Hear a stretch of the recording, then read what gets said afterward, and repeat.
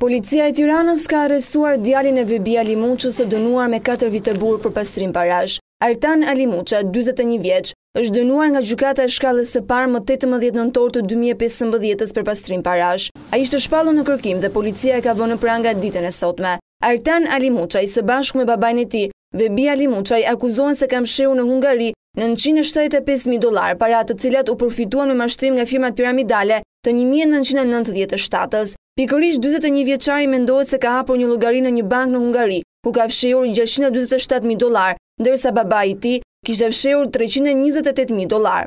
Report TV zbardh vendimin e gjykatës së Tiranës, ku thuhet se në datën 2 qershor 1996, Vebi Alimuça ka hapur një llogari bankare në Hungari, pra një banke të nivelit të dytë. Gjendja në këtë llogari në vitin 2010 ka qenë $328.000. Ndërkohë, në datën 25 qershor 1996, djali i tij, Artan Alimuça, ka hapur një llogari bankare në Hungari pranë të njëjtës bank. Në momentin e regjistrimit të procedimit penal në vitin 2010, gjendja në këtë llogari ka qenë $647.000. Me akuzën e mashtrimit, Vebi Alimuça u dënua në 2016 me 5 vite 6 muaj burg nga gjykata e Tiranës, ndërsa djali i tij me 4 vite burg. Artan Alimuça ka kërkuar një ditë më parë pezullimin e ekzekutimit të vendimit, por gjykata nuk e ka pranuar kërkesën e tij. Menjëherë më pas, policia bëri arrestimin e tij mëngjesin e sotëm. Ndërkohë, çështja e Artan Alimuçaj po vijon në gjykatën e apelit, ku prokuroria ka kërkuar 6 vite burg. Në vitin 1997, Vebi Alimuça krijoi skemat piramidale në Shqipëri, ku qytetarët ruanin paratë dhe merrin dyfishin e tyre